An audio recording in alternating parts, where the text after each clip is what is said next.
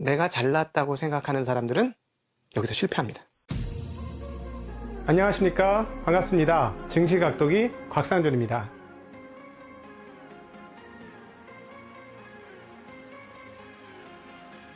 이 강의를 들으신 분들은 성공할 확률이 굉장히 높아지신 거예요. 제가 조금 똑똑하다고 생각해서 정말 많은 피 흘림이 있었어요. 너무 많은 피 흘림이 있어서 이렇게 하는 것도 제발 내 후배들은 피를 좀 덜 흘렸으면 좋겠고 건전한 이 투자자들이 좀 많이 생겼으면 좋겠다는 바람으로 이렇게 하는 겁니다. 여러분 저와 같이 이 뒤에 보면 그런 어떻게 하면 투자에 성공할 수 있는지에 대해서 제가 설명드리겠습니다. 여러분이 투자하신 시간과 가치가 여러분에게 뭐라 그럴까요? 실질적인 노후를 보장하는 수단으로 돌아올 것이라고 저는 믿습니다. 이거 우리끼리 비밀입니다. 이거 딴 데 가서 말씀하지 마세요. 이런 강의하는 사람 거기 아마 제 생각에는 없을 것 같아요. 이건 실전을 해본 사람만 아는 얘기예요. With you the sun is shining 24/7 'Cause when we're together it feels like we're in heaven. If it will get dark you'll be my million stars. I know I can lean on you. 안녕하십니까, 권순장의 브릿지 권순장입니다. 오늘은 새로운 분, 저분 누구지? 라고 하실 만한 분을 모셨습니다. 김도정 작가님입니다. 혹시 뭐 책을 이렇게 쓰시게 된 계기나 동기 같은 게 있으신가요? 제가 이제 투자업에 한 10년 정도 있었는데요. 사실 이제 투자 그 10년을 한번 정리해보고 싶다 이런 생각이 좀 있었고요. 그리고 이제 아까 소개에서 말씀해 주셨지만 제가 이제 인류학을 전공을 했는데 인류학도 나름 인문학입니다. 네. 그래서 대표적인 인문학의 어떤 철학도 그렇지만 어떤 근본, 본질에 대한 어떤 탐구, 질문을 많이 하는데 제가 이제 이런 저의 전공 때문인지 이렇게 금융이나 투자 쪽에 있으면서 뭔가 이건 왜 그럴까 하면서 남들이 좀 보지 못하는 부분을 조금씩은 보게 된 것 같아요. 네. 그래서 그게 이제 10년을 하니까 쌓였고 그래서 그걸 세상에 좀 얘기를 하고 싶다 이런 생각이 들어서 그래서 이제 책을 한번 정리해 보게 됐습니다. 대학교 때는 인류학을 전공하셨고 대학원에서는 재무를 예, 재무를 전공했습니다. 그러면 이게 일반적으로는 양립하기가 좀 힘든데 예.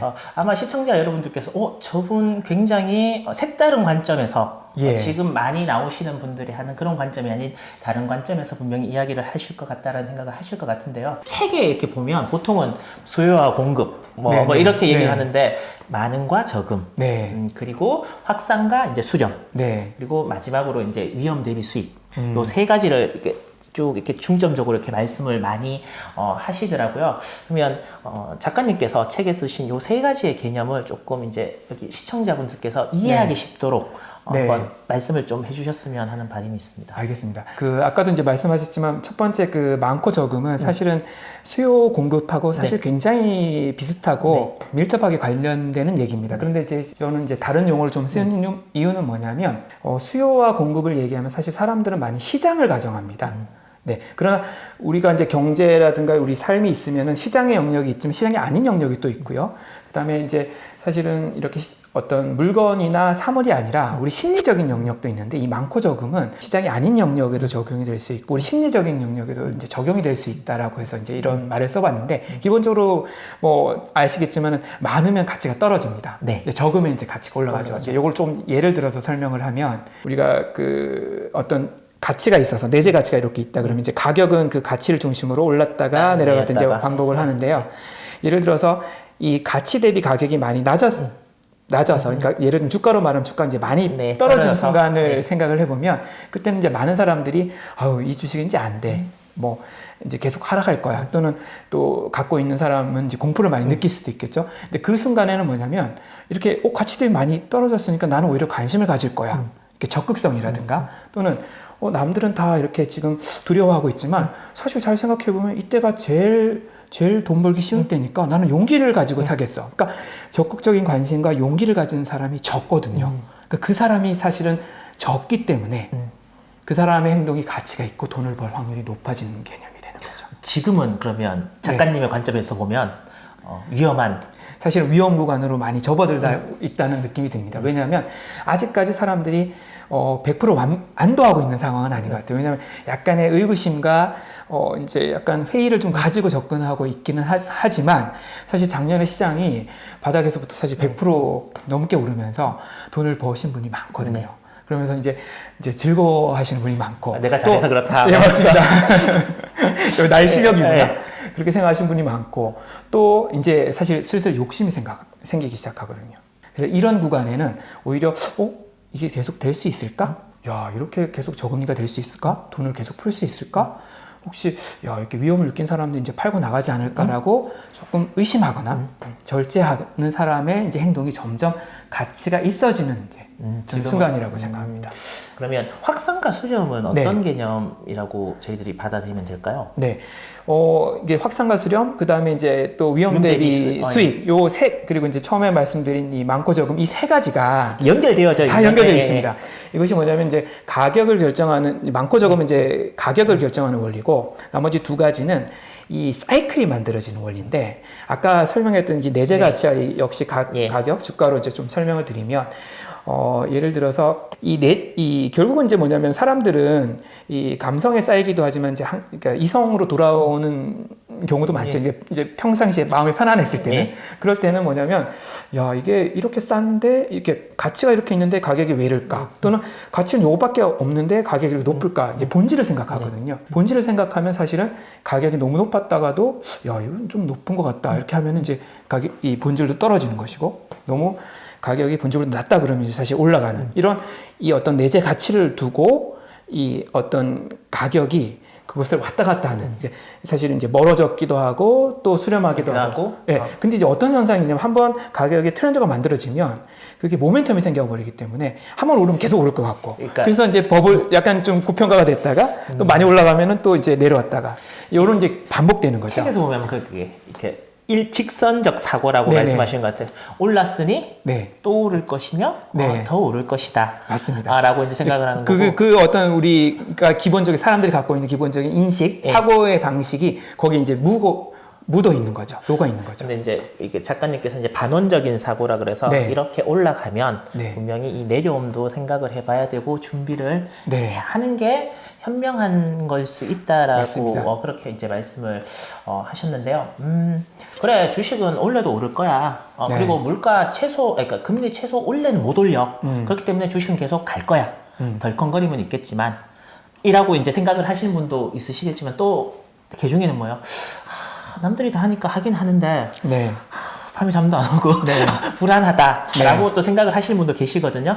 그분들을 위해서 이렇게 생각하시거나 아니면 이렇게 준비를 한번 해보시면 좋겠다라는 부분이 있으면 좀 알려주시죠. 그래서 사실은 이제 시중의 책들도 보면 저와 이제 비슷한 생각을 가져서 그런 말씀하신 이런 부분까지 또 고려해서 이제 대비책을 얘기해주고 계신 책들과 내용이 있는데 그 대표적인 게 이런 것 같습니다. 이제 뭐냐면 지금은 이제 정부 또는 중앙은행의 역할이 되게 커졌기 때문에 정부의 목소리, 그 다음에 중앙은행의 목소리를 잘 들어라. 그 중에서도 이제 미국의 중앙은행인 연준의 의장이 하는 말을 잘 살펴야 된다. 이런 말씀을 하시고요. 그 다음에 이제 되게 또 중요한 게 뭐냐면 그러면서 역시 리스크를 대비해야 되니까 그래서 답은 뭐냐면 이게 이제 포지션도 사실은 너무 공격적으로만 가지 말고 배분을 잘해야 되는데 주식을 당연히 가져가고 일부 자산 이렇게 있지만 꼭 일부분은 뭐 달러라든가 이제 금이라든가 이런 자산에 대해서 관심을 가져라는 얘기를 계속 하시거든요. 이게 왜 그러냐면은 이게 이제 전 세계에 사실은 많은 그 기축통화국 또는 준기축통화국이라는 할 수 있는 나라들이 동시에 돈을 풉니다. 미국만이 아니라 유럽도 풀고요, 중국도 풀고요, 일본도 풀죠. 그런데 같이 풀었을 때 마지막에 통화가 다 같이 무너질 때 마지막에 살아남는 통화는 당연히 달러일 수밖에 없거든요. 저는 그게 제일 싫어요. 너무 싫어요.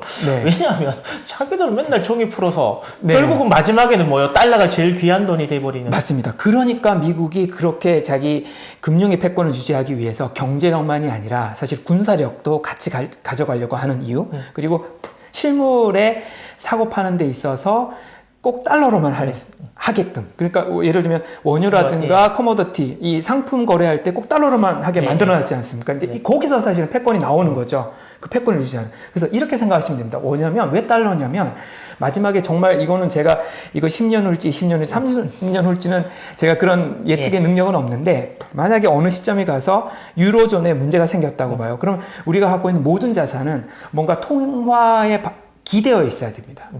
그러니까 사회자님의 자산도 역시 원화 베이스로 돼 있죠. 그렇죠. 근데 이 원화 베이스를 버리고 탈출할 때는 어떻게 되냐면 다른 나라로 환전해야 되거든요. 전쟁 나서 도망갔을 때 딴 나라에서 쓸 수 있는 거 맞습니다. 그렇게 금이랑 생각하시면 달러랑 됩니다. 이렇게 그러니까 되는 거죠. 어느 순간 돈들이 유로존을 탈출한다고 생각해 보시면 또는 일본을 탈출한다고 생각해 보시면 그 돈들이 어느 통화로 바꾸겠습니까? 달러밖에 없거든요. 그리고 일부 통화는 나는 달러도 못 믿겠다는 사람들은 이제 예를 들면 금을 사겠죠. 비트코인 갖고 가면 안 됩니까? 지갑 이렇게 핸드폰에 넣어갖고 그래.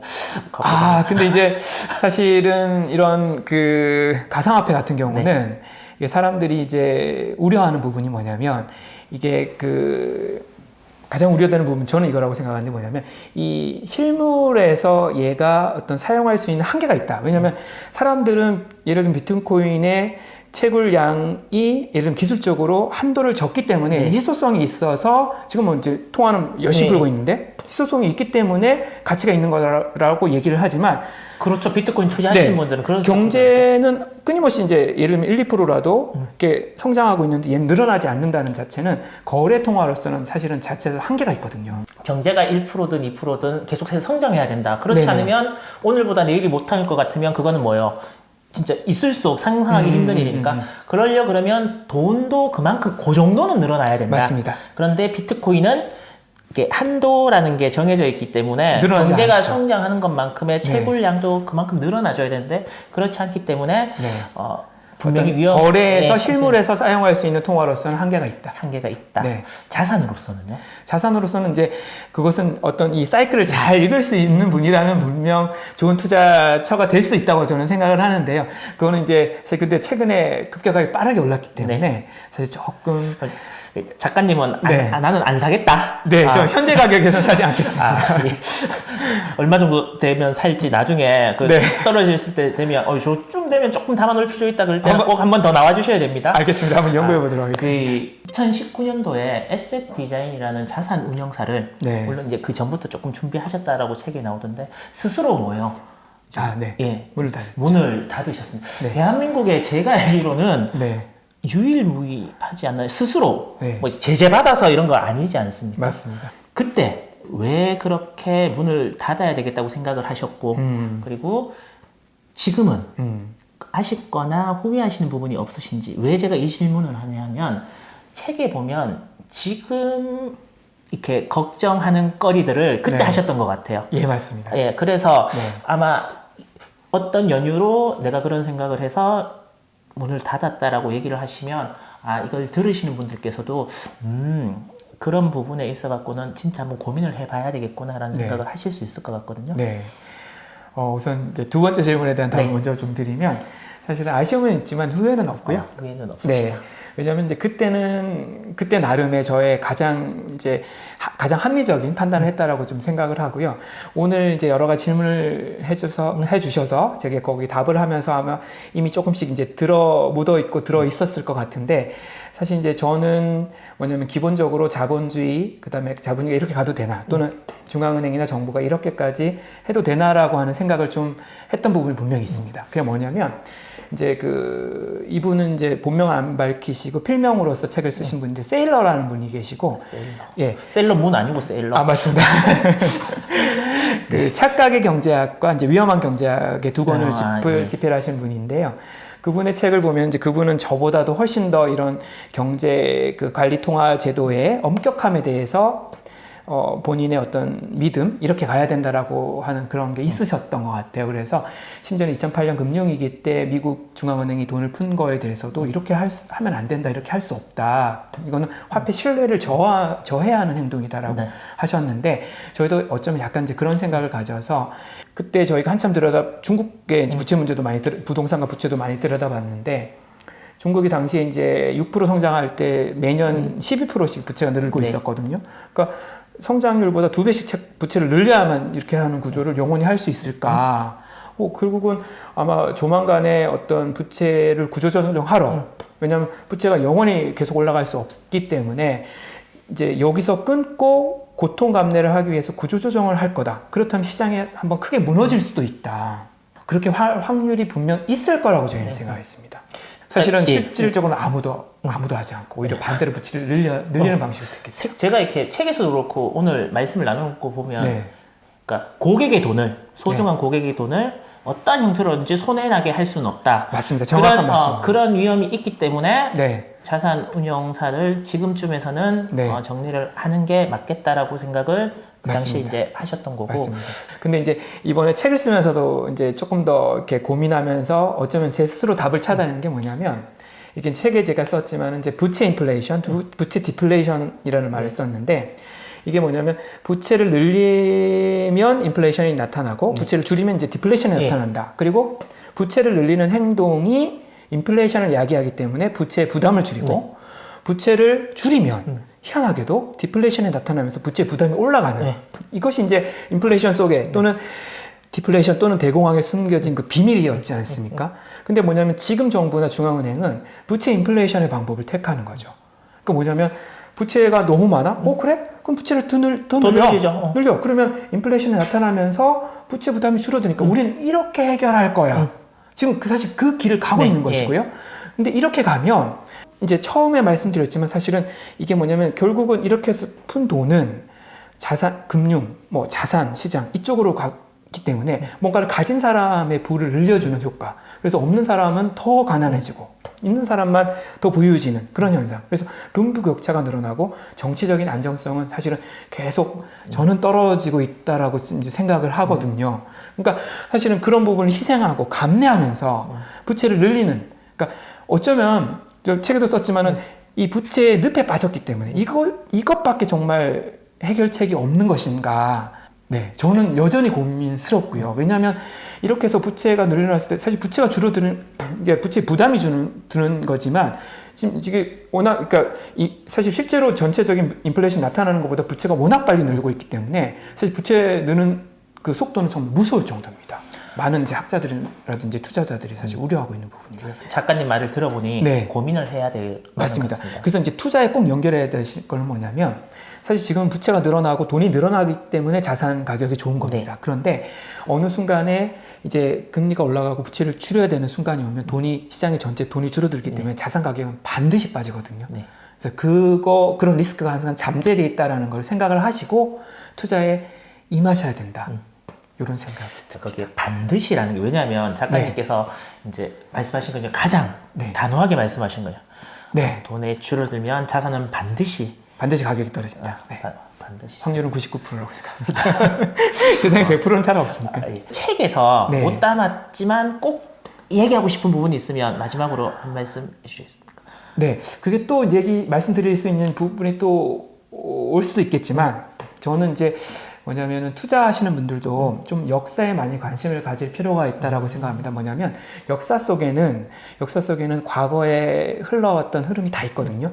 저는 이제 기본적으로 지금 자본주의는 두 번째 자본주의라고 생각을 하고요. 첫 번째 자본주의는 영국에서 태어나서 1, 2차 세계대전과 대공황으로 끝났고 사망했고 그 다음에 이제 두 번째 자본주의는 미국 중심으로 해서 1945년 이후에 태어나서 지금까지 오고 있다라고 생각을 하는데 그러면 그 이전의 자본주의가 융성했을 때가 있고 그 다음에 쇠퇴해서 사실은 망했거든요. 근데 그 망하는 과정을 보면 하나의 부채가 늘어났다 부채가 줄어드는 부채 사이클이라고 말할 수가 있고 또 그 과정에서 지금 사람들은 다 얘기합니다. 뭐냐면 지금 뭐 당연히 지금 투자의 시대는 부동산 아니면 주식 아니겠습니까? 물론 채권도 있었지만 지금 채권 너무 비싸졌고 그래서 당연히 부동산과 주식인데 그 예전에는 사실은 부동산과 주식이 아니라 도심 부동산이 아니고 농지였고요. 토지였고 그 다음에 채권이었던 시절이었거든요. 투자 패러다임이 사실은 시대가 변하면서 패러다임 자체도 변했습니다. 저는 뭐냐면 자본주의를 꼼꼼하게 연구하셔서 이런 뭔가 패러다임 변화의 가능성 그 다음에 돈의 흐름에 따라서 시장이 크게 변할 수 있는 가능성 이런 것들을 충분히 공부를 하셔야 된다고 생각해요. 왜냐하면 그만큼 계속 말씀드리지만 지금 시대는 되게 화려해 보이고 돈이 많이 늘어나서 자산 시장이 이렇게 가격이 급격하게 오르니까 돈 벌기 쉬운 시장 같지만 사실 반대급부로는 순간 정말 큰 손실을 볼 수 있는 가능성도 항상 잠재되어 같다라는 생각이 많이 들기 때문에. 제가 이런 말씀 드려도 될지 모르겠지만 사실 제가 공부하는 게 너무 싫거든요. 그러니까 작가님께서 열심히 공부하셔갖고 자주 나오셔서 네. 종종 나오셔서 저희 쪽에 내가 공부해보니까 이렇더라라고 말씀을 해주시는 아주 쉬운 길을 선택하고 싶은데 알겠습니다. 이제 공부가 되는 대로 네, 이렇게 항상 이렇게 나와서 네, 이렇게 말씀 나누고 공유할 수 있는 그런 시간을 좀 가져보도록 하겠습니다. 감사합니다. 오늘 작가님과의 저희의 대화가 한쪽으로만 너무 치우쳐져 있지 않고 올바른 자세를 잡는데 한 번쯤 기여를 할 수 있는 그런 시간이었으면 하는 바람을 가지고 이 시간을 진행해 봤습니다. 긴 시간 시청해 주셔서 감사드리고요. 고맙습니다. 안녕.